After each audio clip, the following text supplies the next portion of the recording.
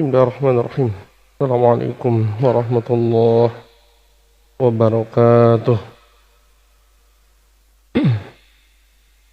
Innal hamdalillah nahmaduhu wa nasta'inuhu wa nastaghfiruh wa nastahdihi wa nastansuruhu wa na'udzu billahi min shururi anfusina wa min sayyiati a'malina. May yahdihillahu fala mudhillalah wa may yudlil فلا هادي له أشهد أن لا إله إلا الله وحده لا شريك له وأشهد أن سيدنا ونبينا محمدا عبده ورسوله لا نبي بعده اللهم فصل وسلم عليه وعلى آله وأصحابه وأزواجه وذرياته ومن تبع هداه إلى يوم القيامة رب اشرح لي صدري ويسر لي أمري واحلل عقدة من لساني يفقهوا قولي سبحانك لا علم لنا إلا ما علمتنا إنك أنت العليم الحكيم ربنا لا تزغ قلوبنا بعد إذ هديتنا وهب لنا من لدنك رحمة إنك أنت الوهاب ربنا لا تؤاخذنا إن نسينا أو أخطأنا ربنا ولا تحمل علينا إصرا كما حملته على الذين من قبلنا ربنا ولا تحملنا ما لا طاقة لنا به واعف عنا واغفر لنا وارحمنا ربنا افتح بيننا وبين قومنا بالحق وأنت خير الفاتحين الفاتحة أعوذ بالله من الشيطان بسم الله الرحمن الرحيم إياك نعبد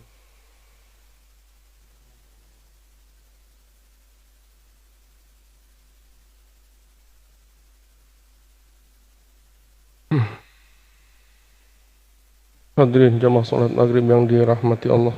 Kita lanjutkan kajian kita pada surat An-Nisa. Kemarin itu bulan lalu kita sempat tidak tuntas pada ayat ke-23.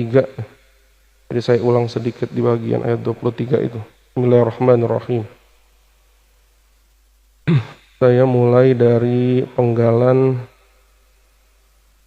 wa akhwatukum wa ummahatukum allati arda'nakum. Saya mulai dari situ aja. Ya. Bismillahirrahmanirrahim. Wa ummahatukum allati arda'nakum. Dan yang diharamkan, perempuan yang diharamkan untuk dinikahi, yaitu adalah ibu yang telah menyusui kamu, ibu susuan. Dipersingkat saja aturannya bahwa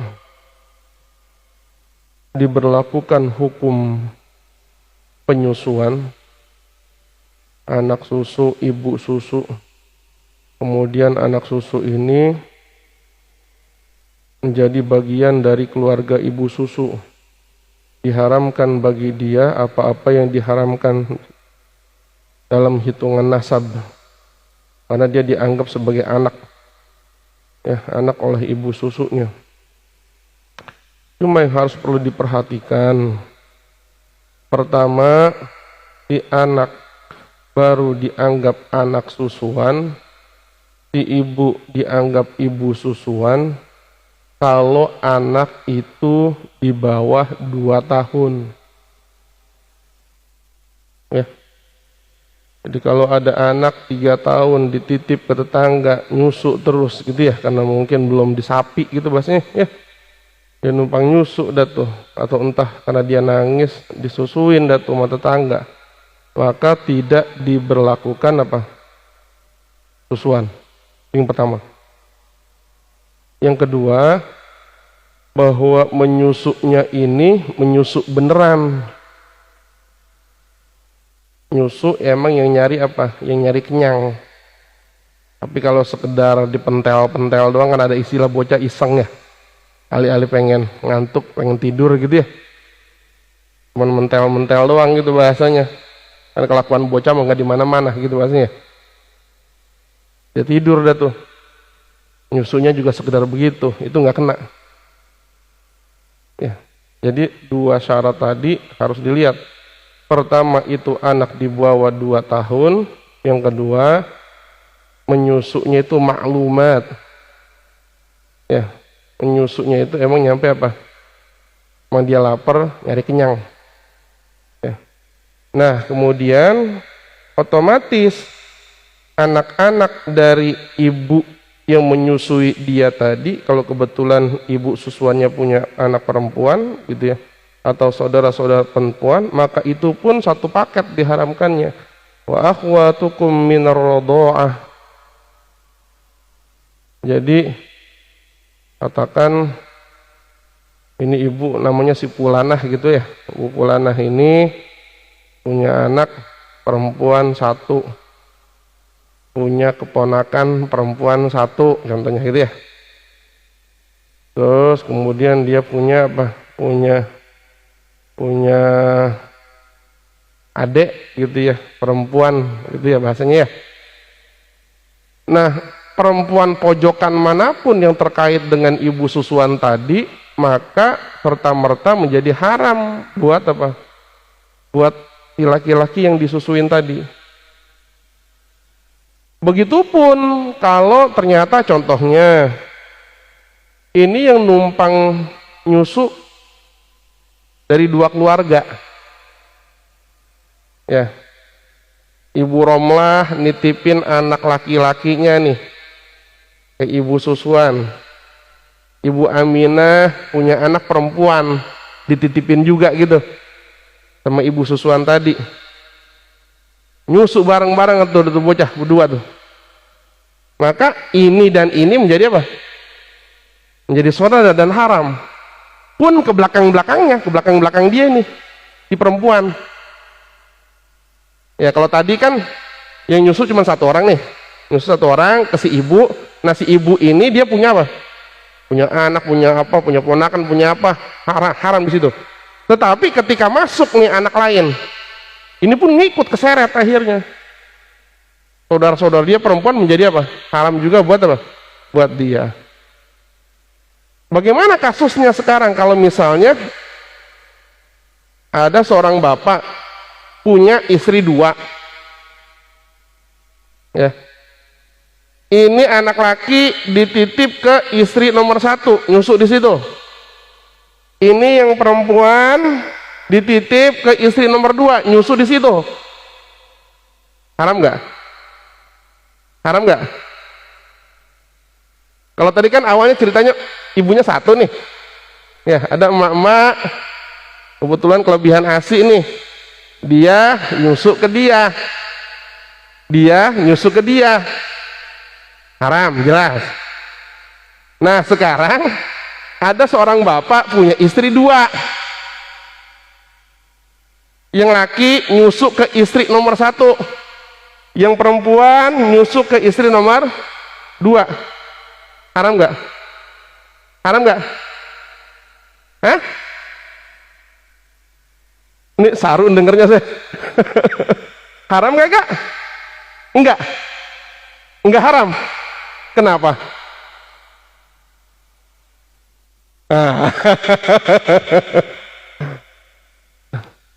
Sekarang pertanyaannya begini.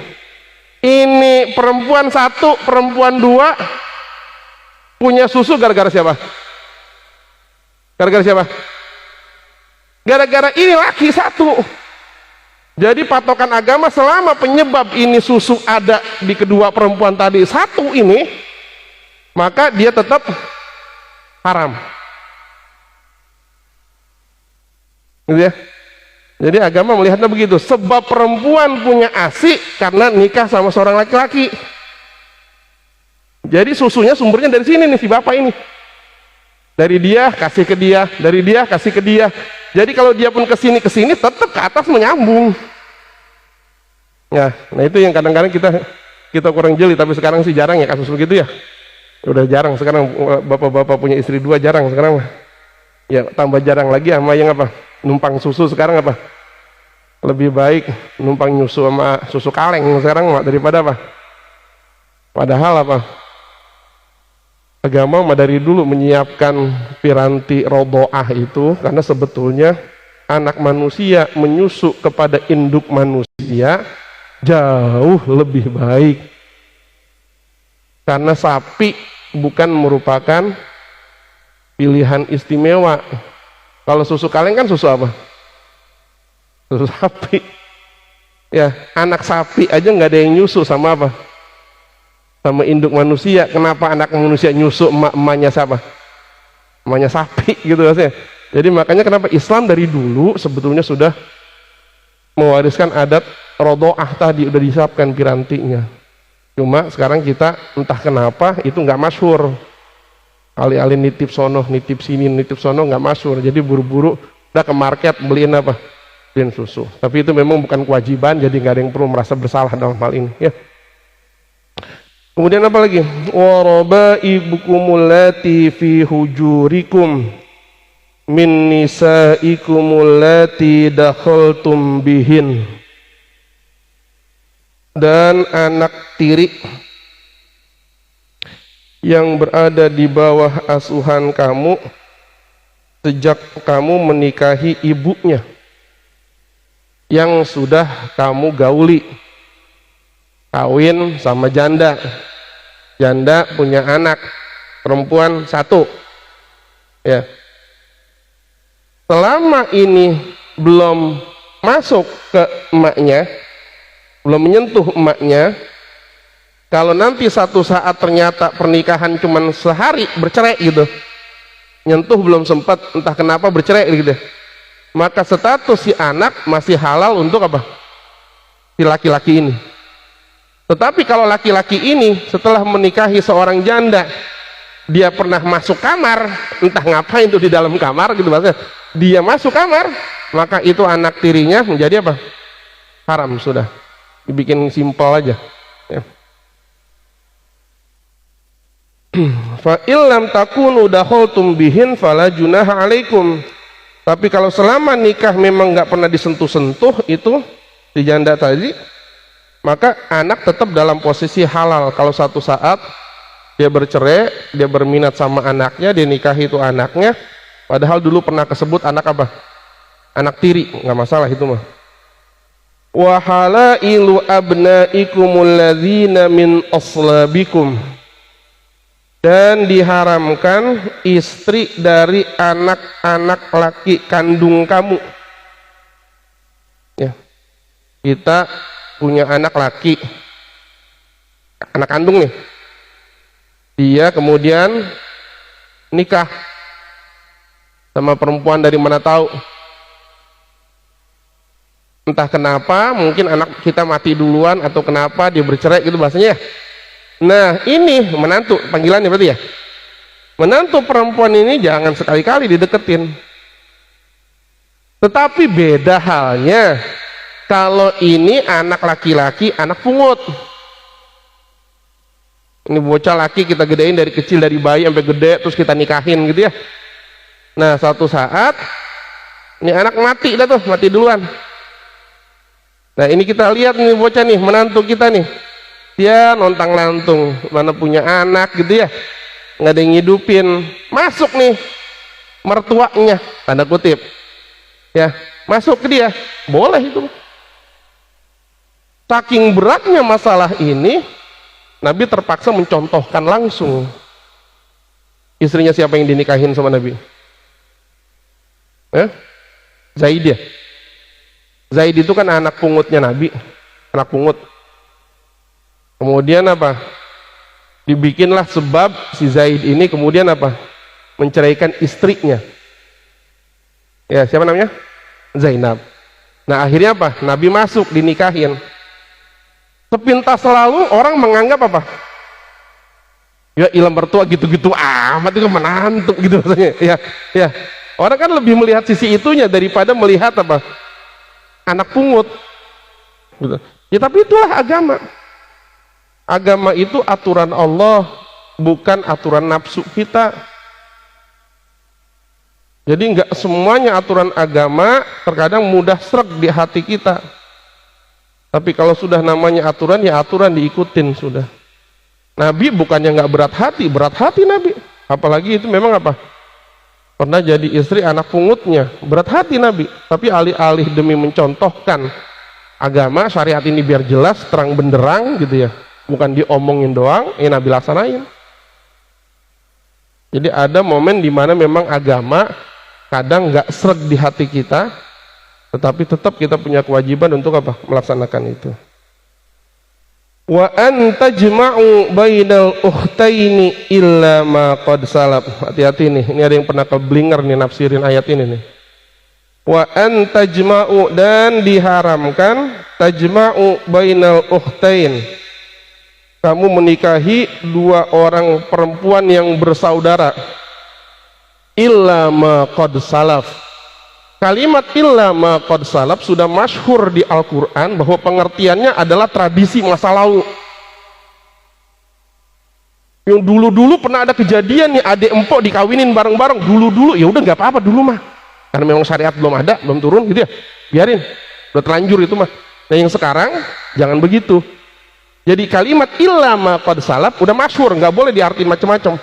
Tiba-tiba ada nih ustadz di Indonesia, entah dapat ilham dari mana, illa ma qad salaf itu diartikan kecuali ada salah satu yang diduluin, nikahin dulu empoknya, seminggu kemudian baru nikahin apa? Adiknya. Itu apa? Nggak ngapa-ngapa. Saya bilang tafsiran dari mana itu begitu? Ya mau ditanya dari Indonesia sampai ke Timur Tengah, kalimat illa ma qad salaf itu pengertiannya adalah apa? Tradisi yang dulu. Kalau yang dulu-dulu begitu biarin. Ya, jadi jangan diartikan secara kamus ini mah. Emang kalau secara kamus begitu, kecuali ada yang diduluin, gitulah. Kalau udah begitu nyari enaknya sudah. Pertama, yang kedua, ukhtain ini tidak selalu bermakna empok sama adek. Tetapi dua perempuan terikat dalam persaudaraan. Contohnya, encing sama ponakan, saudara enggak? Saudara enggak? Katakan nih, ini laki udah terlanjur nikahin apa? Encingnya duluan nih, karena kenal mencingnya duluan, dinikahin. Besok ponakannya main ke rumah, cakep nih ponakan, gitu ya? Pengen dah, boleh dinikahin? Hah? Boleh dinikahin? Lah kagak boleh, karena ini adalah dua perempuan yang terikat dalam apa? Persaudaraan. Gitu loh, walaupun yang satu encingnya agak tinggian gitu, yang satu ponakannya ya. Jadi ukhtain ini selama ini diartikan sebagai apa? Dua saudara yang cerminannya adik empok melulu, padahal prakteknya tidak begitu. Kalau ada dua saudara walaupun pertaliannya agak jauh gitu ya, karena kata Nabi apa? In fa'altum dalika qata'tum arhamakum. Kalau lu kerjain pernikahan yang kayak gitu, itu ancur-ancuran ntar. Nasab itu ancur-ancuran. Aturan ini bocah normalnya manggil dia encingnya, dia ini ponakannya, pas jadi bini ke satu, bini kedua jadi apa? Ntar anaknya jadi apa? Lah ribet. Kan gitu. Itu hancur itu. Makanya apa? Salah satu pertimbangan orang menikah, salah satunya itu. Bukan sekedar, kan boleh Ustadz, boleh. Bapak punya adik, bapak punya anak, adik bapak punya anak. Ini kesini apa namanya? Sepupu. Boleh nikah? Boleh. Tapi bakal ribet gak urusannya? Qata'tum arhamakum, kalau lu berantem parah, berantem bercerai kira-kira, jadi enak gak sono ini? Ya, ganggu. Ya, awalnya akur nih bocah dinikahin akur, tiba-tiba berantem bercerai, rembet ke atas masalahnya. Yang tadinya enak-enak nyapa saya hello, tapi gara-gara anak berantem bercerai gitu ya, bercerainya juga nggak bagus, nggak enak gitu ya. Makanya apa? Jangan asal bermodal boleh. Boleh Ustadz nikah? Boleh.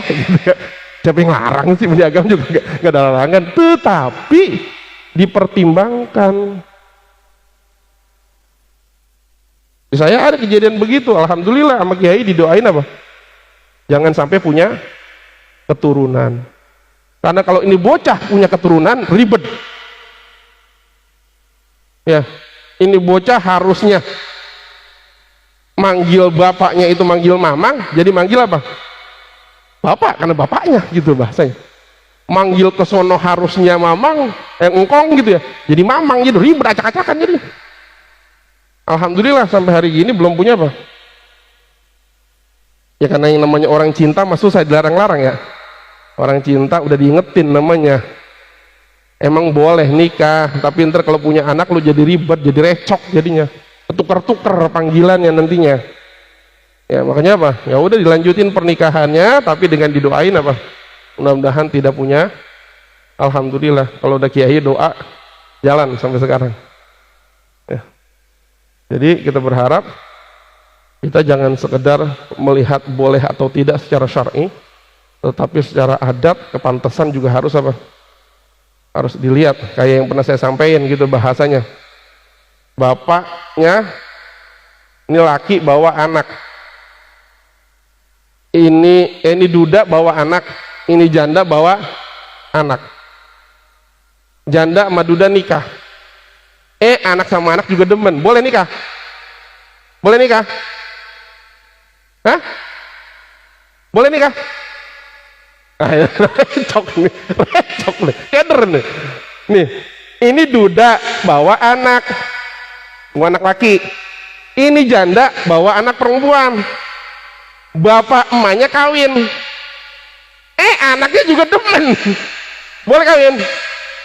Hah? Boleh apa kagak? Enggak.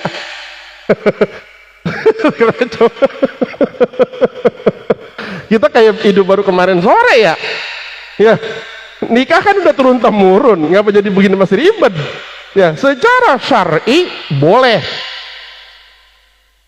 Tetapi secara kepantesan recok. Ini bocah kawin, punya anak.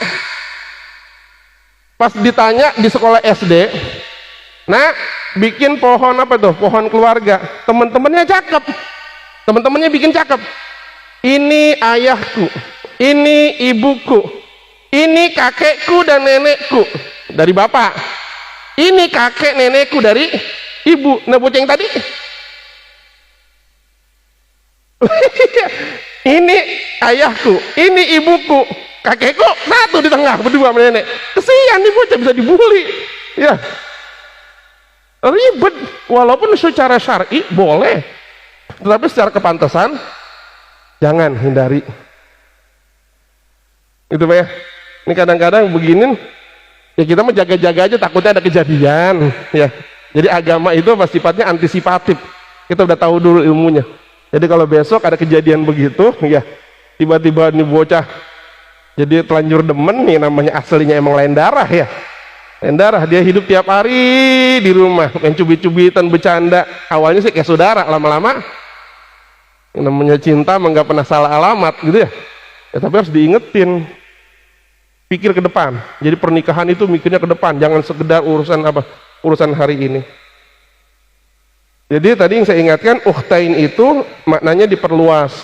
Jadi bukan sekedar antara empok dan adek, tetapi dua orang perempuan yang dalam pertalian dekat ataupun apa jauh, tetap jangan digabung dalam satu pernikahan. Innallaha kana ghafurur rahima. Allah itu maha pengampun.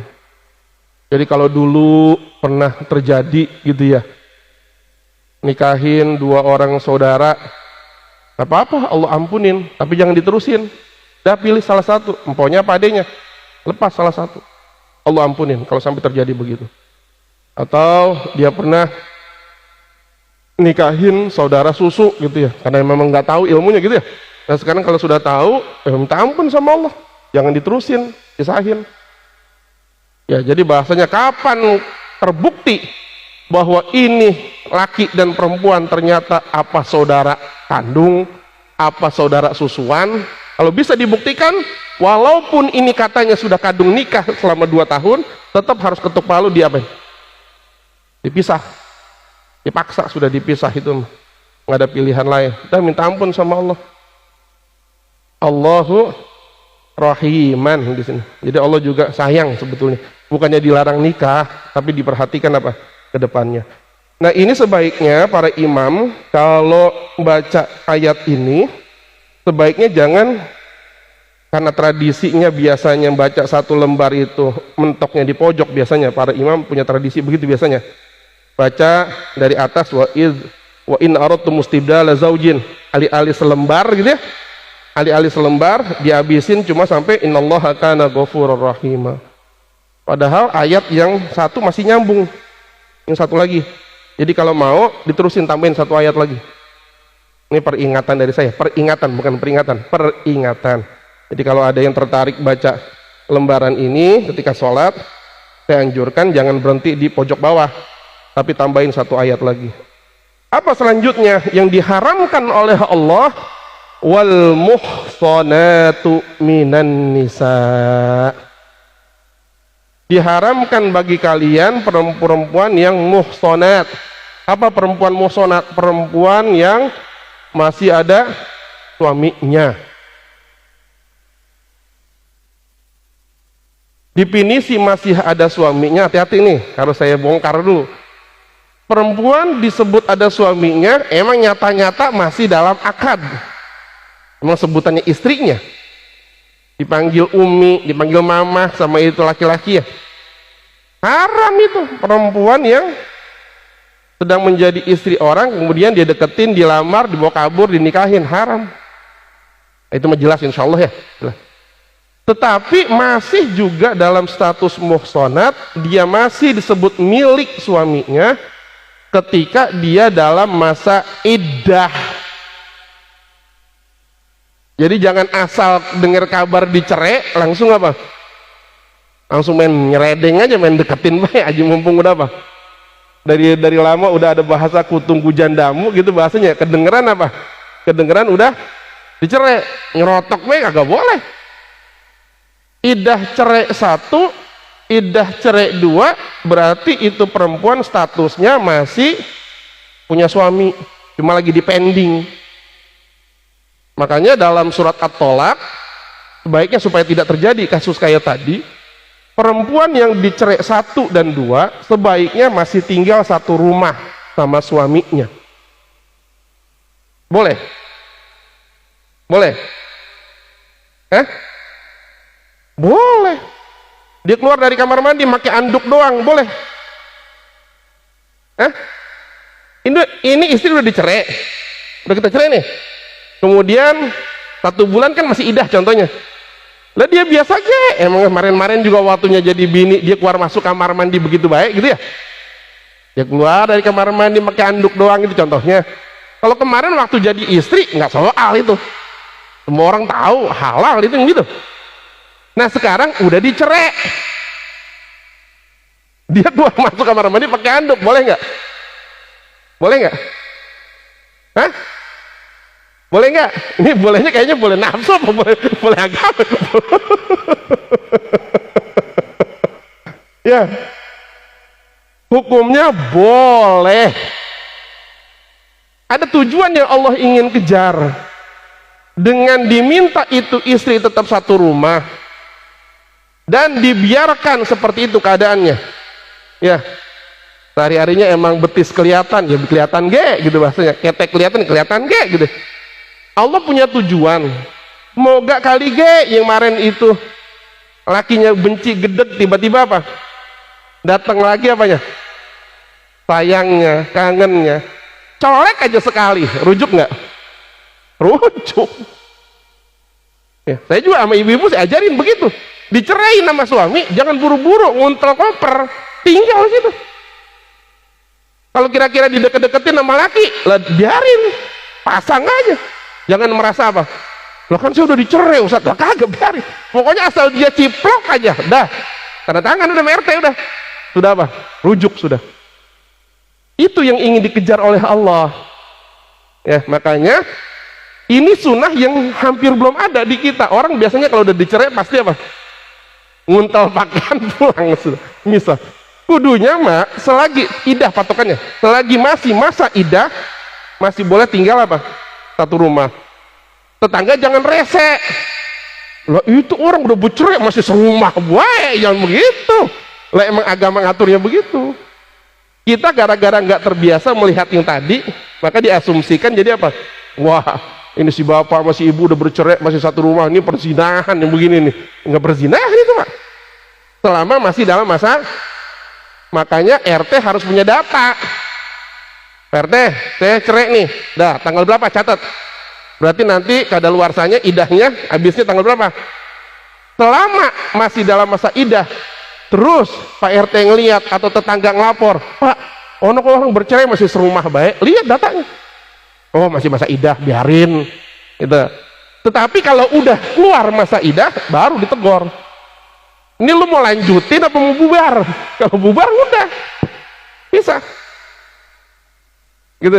Jadi memang seminggu mau habis masa kadaluarsa sebaiknya si istri memastikan mas suami, bang ini kita mau terus begini apa mau rujuk. Kalau misalnya gejalanya mau diterusin, ya udah mulain dah, kumpulin pakaian dah, gitu ya. Nah, tapi kalau misalnya alhamdulillah berubah pikiran, ya baru lanjutin. Jangan sampai lewat idah satu hari lewat idah baru kepikiran pengen apa? Pengen rujuk. Itu meribet urusannya karena kudu manggil apa? Kudu manggil amil lagi, nikah baru lagi, mas kawin baru lagi. Ya walaupun nggak perlu rame-rame gitu ya, panggil aja, ada amil di mana, panggil Ustaz. Saya lupa tanggal, padahal masih ngancem banget kemarin kalau udah mau apa, mau habis idah saya rujuk, kelewat satu hari gimana gitu. Ya udah panggil Ustaz ya, kasih tahu dah keluarganya ini bahwa akan apa, akan dilanjutin lagi, panggil RT dah saksinya, ini kita mau apa, mau lanjutin lagi. Ya udah silakan diatur begitu. Kadang-kadang begitu Pak, pernikahan kelihatannya sepele tapi sebetulnya karena dampaknya luar biasa, harus diperhatikan betul. Jadi kata Allah yang kedua yang diharamkan itu muhsanat, perempuan yang masih dalam akad atau dicerai tapi dalam masa apa? Masa iddah. Kecuali cerai berapa? Cerai 3 ya, karena cerai 3 itu udah apa? Udah nggak diharapin baliknya, sudah nggak mungkin balik lagi. Jadi silakan dah kalau itu mah ya. Illa ma malakat aymanukum. Adapun perempuan-perempuan yang dibolehkan, contohnya ma malakat aymanukum, budak kamu. Kalau sekarang mah karena memang gak ada budak, kita nggak terlalu bahas terlalu dalam masalah beginian ya. Kitaballahi alaikum. Semua yang dijelaskan itu adalah aturan Allah. Harus terima sudah. Boleh nggak bolehnya ya, dilarang atau enggaknya aturan Allah, semuanya harus sudah tunduk pada aturan Allah. Wa uhilla lakum ma wara'a dalikum. Selain perempuan-perempuan yang disebutkan tadi yang diharamkan oleh Allah, maka itu menjadi halal dengan catatan. Dengan catatan ini perempuan betul-betul orang lain sudah. Tetapi ini masih bisa jatuh haram walaupun nggak ada daftarnya di tadi kalau tekniknya salah. Jadi kata Allah prinsipnya di luar yang disebutkan kemarin yang diharamkan itu boleh prinsipnya, dengan catatan anta betagu bi amwalikum muhsinin. Kamu cari itu perempuan, kamu deketin itu perempuan bi amwalikum. Pertama bawa modal, karena yang namanya kawin kudu ada apa? Mahar ya, kudu ada mahar.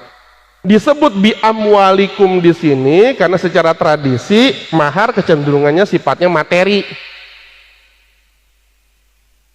Udah pernah ketemu di masjid ini ada orang nikah mas kawinnya kulhu 3 kali?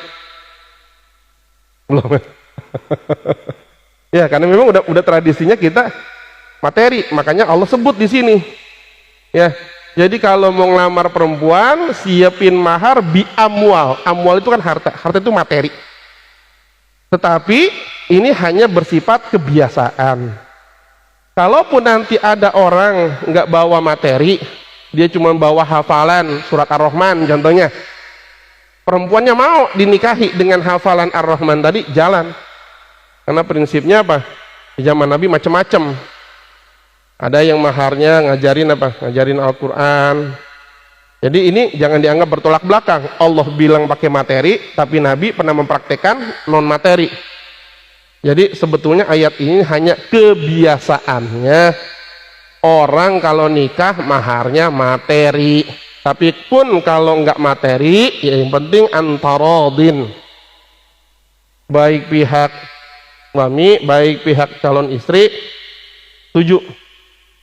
Ya, kalau bapak anak perempuannya, anak gadisnya dilamar, cuman pakai bacaan apa? Yasin, gitu contohnya. Bapak mau begitu ya, jalan, gini masalah itu. Yang pertama itu, yang kedua muhsinin.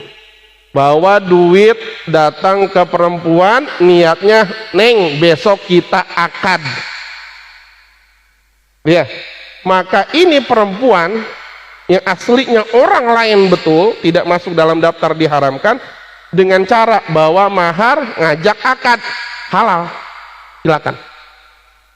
Tetapi kalau ini perempuan aslinya orang lain, bawa duit sih dibawa, begitu. Tetapi bukan muhsinin, tapi yang terjadi apa? Musafihin. Neng, sejamnya berapa duit? 2 jamnya berapa duit? Gitu ya. Nah, yang ini walaupun orang lain jatuhnya jadi apa? Halal haram? Haram tetap. Itu tadi. Jadi prinsipnya perempuan-perempuan di luar yang Allah sebutkan dalam daftar hitam tadi, daftar blacklist tadi ya, yang diharamkan, sebetulnya prinsipnya halal buat kamu. Tetapi kalau tekniknya salah, tetap jadi haram baliknya. Ketika kamu bawa duit, ternyata itu orang cuma dikontrak. Ya, apa kontrak seperti perempuan malam atau kontrak dalam bentuk nikah apa? Nikah mut'ah gitu ya, karena udah diharamkan dari zaman Nabi itu. Jadi walaupun itu sebetulnya aslinya halal, bisa jatuh haram ya. Famastamta'tum bihi minhunna fa'atuhunna ujurahunna fariidah. Famastamta'tum bihi, kapan kamu nikmati itu istri kamu, ya, saya nggak punya bahasa yang lebih halus gitu, takutnya saya halus-halusin malah ntar nggak ngerti lagi ya, padahal bahasa Al-Quran ini cakep bener, halus bener. Ini istri ya, ini perempuan udah kita lamar, akad, udah jadi istri, halal berarti kan ya. Ini perempuan udah kamu deketin, udah kamu pelukin, udah kamu ciumin, udah kamu apain dah gitu bahasanya. Kapan itu terjadi? Fa'atuhunna ujurahunna fariidah, maka itu mahar sudah ditetapkan menjadi milik siapa? Milik istri. Kalau ada suami istri bercerai padahal belum sempat serumah, apalagi sekamar, belum sempat, entah kenapa mungkin dapat berita apa gitu ya, Mas yang lu kawinin perempuan begini contohnya, kemakan dah tuh, akhirnya nggak niat untuk dilanjutin, WA aja udah ya, jatuh cerai 3. Ini perempuan belum diapa-apain, tapi mahar udah disepakatin. Maka yang terjadi apa?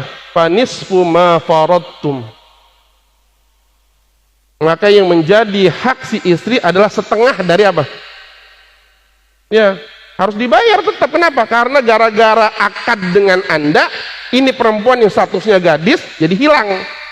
Itu ada nilai, harus dibayar itu. Makanya apa?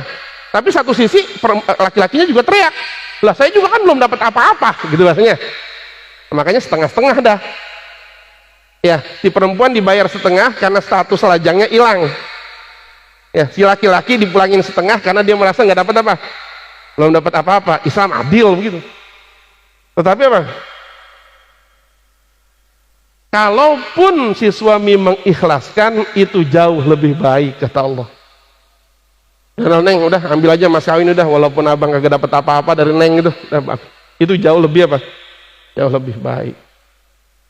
Begitu juga kalau yang melakukan pihak perempuan, udah Neng, lu kan diceraiin, didatengin belum, dideketin belum, udah mas kawinnya pulangin aja ke mantan laki lu sana. Ya, itu juga amalan terbaik dari pihak keluarga apa? istri. Jadi dua-duanya didorong sebetulnya, dua-duanya didorong. Ayolah mas, bagaimanapun tuh istri perempuan sekarang udah sebutannya udah janda, gitu ya. Mau janda kembang kayak mau janda apa, kalau janda mah nggak bagus gitu mas ya. Ya, udah kasih nilai, udah nggak usah diambil itu semuanya, kasih aja udah. Didorong begitu dari pihak laki. Tetapi dari pihak keluarga perempuan juga didorong. Ya, laki itu belum sempat serumah sama kamu, bla bla bla bla bla semuanya. Daripada nanti kesebut gitu bahasanya, udah pulangin aja. Siapapun yang melakukan itu adalah amalan takwa yang terbaik di sisi Allah. Didorong seperti itu. Wala junaha alaikum fima taradaitum bihi min ba'dil fariidah. Dan tidak ada dosa buat suami, ya terutama karena dia yang ngasih mahar ya. Dalam satu kasus itu kedua-duanya sama-sama ridho, kayak tadi contohnya, udah Mi, mahar buat Umi aja dah semuanya, Abi mah nggak bawa. Atau istrinya, udah Bi bawa aja tuh mahar, Umi pulangin semuanya. Atau kesepakatan yang lain, silakan. Prinsipnya taradaitum, kedua belah pihak sama-sama apa? Sama-sama ridho, bagusnya bagaimana nih. Atau dalam kasus contohnya begini, nikah dengan mahar 10 juta dicicil, itu contohnya ya, yang diserahin depan amil 5 juta dulu, 5 jutanya ntar nunggu akhir bulan gitu rasanya ya. Boleh begitu? Ya boleh saja, silakan. Nah ternyata alhamdulillah seminggu nikah, karena memang istri saking sayangnya gitu ya. Lagi juga ada istilah kalau udah berkeluarga mak ya, berjuang sama-sama gitu bahasanya. Saking sayangnya sama suaminya, lalu dia berucap sama suaminya, tapi yang 5 juta nggak usah apa, nggak usah dipikirin, udah Umi gratisin tuh yang 5 juta sudah. Jadi Umi mas kawinnya cuma 5 juta saja, sama-sama ridho begitu, udah selesai. Orang tua nggak usah apa, nggak usah ikut campur masalah begituan. Neng, sisanya udah dibayar belum? Lu tagih itu laki lu, nggak begitu ya. Jadi kalau memang itu perempuan tiba-tiba apa, sudah mengikhlaskan, maka nanti di ayat yang lain apa, dibilang hani ammaria, hidup susah ya Allah, nyari pinjaman Mi susah banget, karena beras udah mau habis, udah nah Bi ini kalung nih ya, kalung mas kawin waktu itu ya, tapi jual aja. Nah, tapi kan ini mas kawin Umi, udah nggak apa-apa, jual aja, Umi ikhlasin, terima, jangan gengsi-gengsi jadi suami, terima, anggap itu pemberian yang paling nikmat dari seorang istri, ya bersyukur, jadi nggak masalah seperti itu ya. Wala junaha alaikum fima taradaitum bihi min ba'dil fariidah. Isa jam berapa sekarang? Jam 7? 15, oke. Innallaha kana aliman hakima. Allah itu maha tahu, kejadian apapun di rumah tangga Allah maha tahu, dan Allah maha bijaksana. Jangan dibikin ribet. Orang bercerai sekarang apa, nyewa-nyewa pengacara gara-gara ribut masalah apa? Gono gini, gono, ayo aja ya. Padahal Allah itu bijaksana. Maunya bagaimana, selesaikan gitu ya. Jadi wala tansaul fadla bainakum, ketika bercerai yang diingat adalah masa-masa indahnya. Jadi jangan pernah dilupakan itu, bahwa ketika kamu suami pernah keserang stroke gitu ya, istri begitu sabar dampingin kan, nyuapin, ngelapin gitu ya. Tiba-tiba pas stroke-nya hilang, udah sehat, duit banyak gitu ya, lagu dah tuh, istri diceraiin. Alhamdulillah istri masih nerima, tetapi jangan dibikin ribet sudah. Kalau perlu udah tuh Mi, udah rumah buat Umi, kendaraan buat Umi, udah Abi mah bawa apa, bawa kolor aja udah gitu bahasanya. Insya Allah istri diceraiin begitu nggak sakit-sakit banget gitu bahasanya. Ini kan udah jatuh ketiban tangga kan bahasanya ya, udah diceraiin kemudian apa, diusir dari rumah, alih-alih itu rumah punya siapa? bikinan laki gitu bahasanya. Yang bagus kan.